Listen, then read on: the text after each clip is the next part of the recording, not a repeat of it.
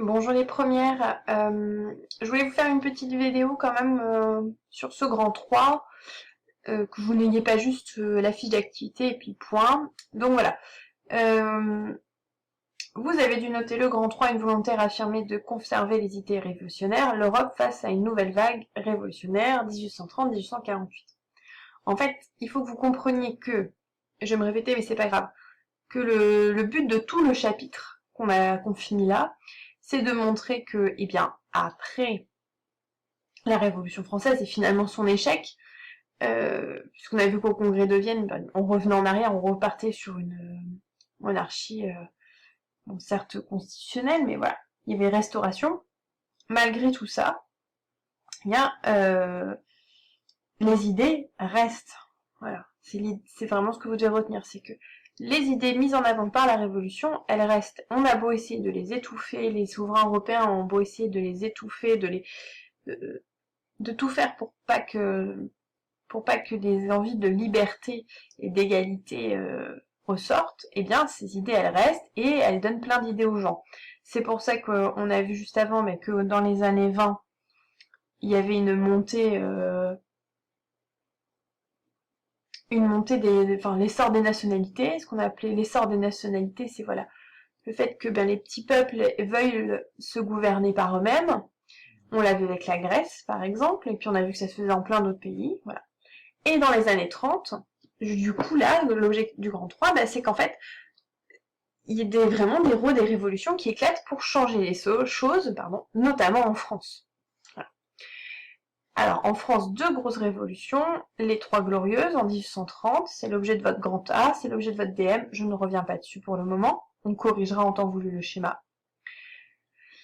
Le grand B, le printemps des peuples. Alors, le printemps des peuples, donc vous avez dû regarder les deux vidéos, vous avez dû corriger le tableau qui est à droite là. J'ai repris tout le long du chapitre ce tableau, mais voilà, cause, fait et conséquence. C'est une logique que vous devez tout le temps avoir en histoire, d'accord? Qu'est-ce qui se passe avant? Les explications pourquoi ça se passe comme ça. Qu'est-ce qui se passe pendant? Qu'est-ce qui se passe après? Les conséquences. Et en histoire, pour étudier un fait, vous devez toujours avoir cette logique-là. C'est la logique qu'on a eue sur le Chios, c'est la logique que vous allez avoir dans votre DM, c'est la logique que vous avez là pour le printemps des peuples. Pourquoi ça se passe comme ça? Comment ça se passe concrètement? Qu'est-ce qui se passe après? Si vous avez compris ça, pour étudier n'importe quel phénomène historique, ça marche. Alors, pourquoi ça se passe comme ça? Voilà, d'abord cause économique, multiplication des faillites, beaucoup de chômage du coup, parce que si les entreprises ferment, forcément il y a du chômage, et puis multiplication des famines, les gens n'arrivent pas à se nourrir correctement.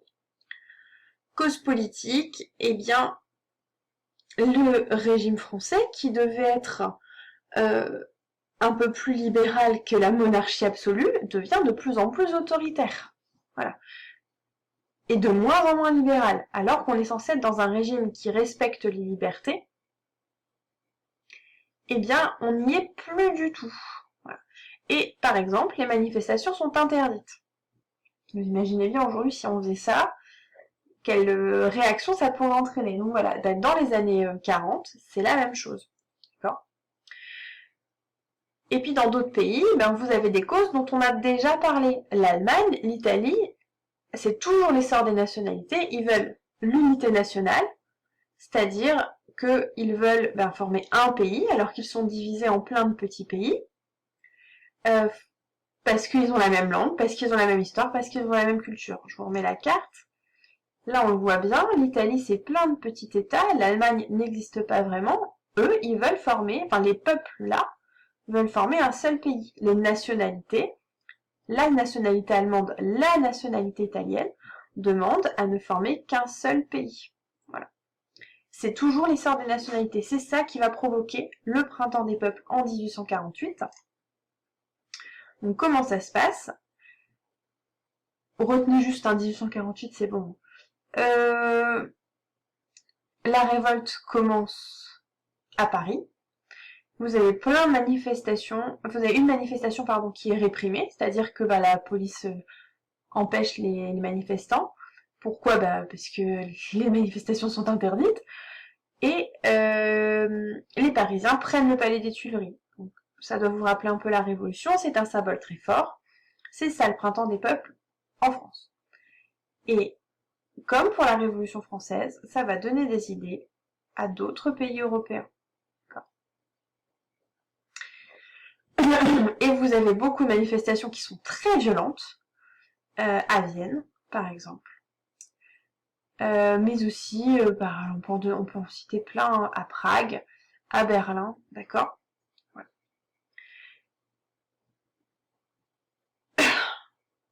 Qu'est-ce qui se passe après? Donc ça, le printemps des peuples, c'est vraiment ça, c'est toutes ces manifestations. Qu'est-ce qui se passe après? Et ben du coup, les peuples se révoltent.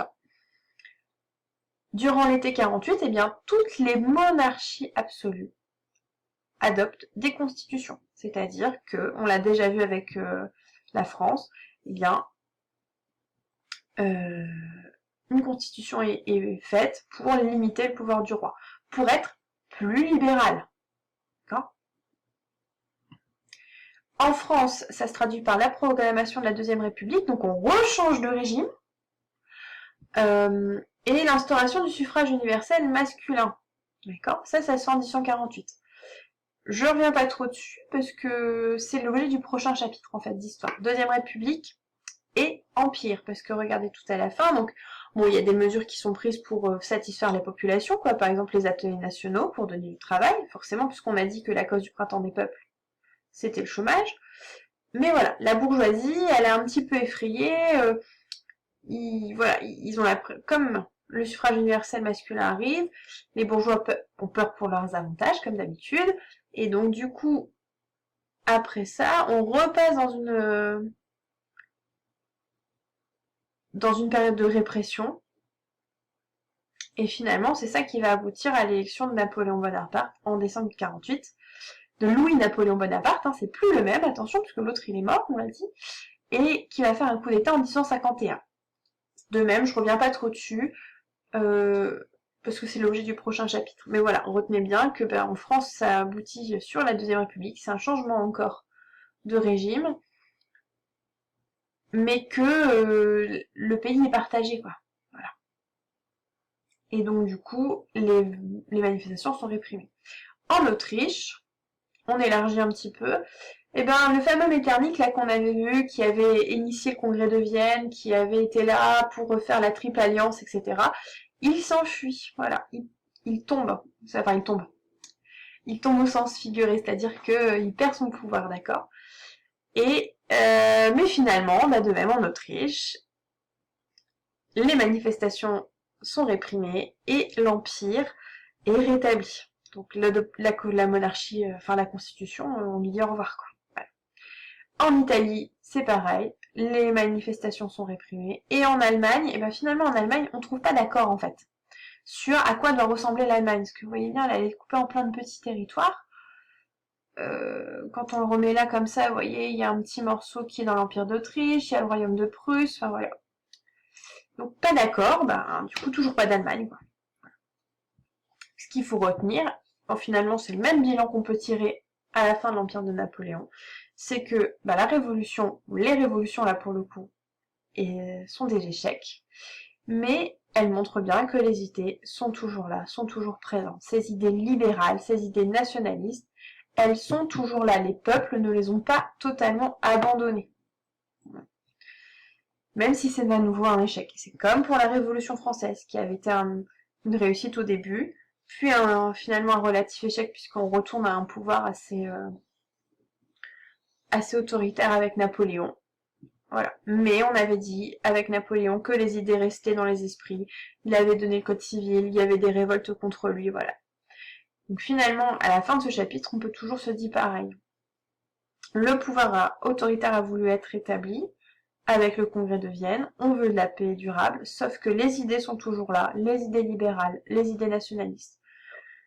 Il y a quelques guerres d'indépendance, comme en Grèce. Il y a des sociétés secrètes qui prônent l'indépendance. Il y a des intellectuels libéraux, les romantiques, qui prônent l'indépendance, qui prônent le libéralisme, qui demandent à ce qu'on donne plus de liberté au peuple.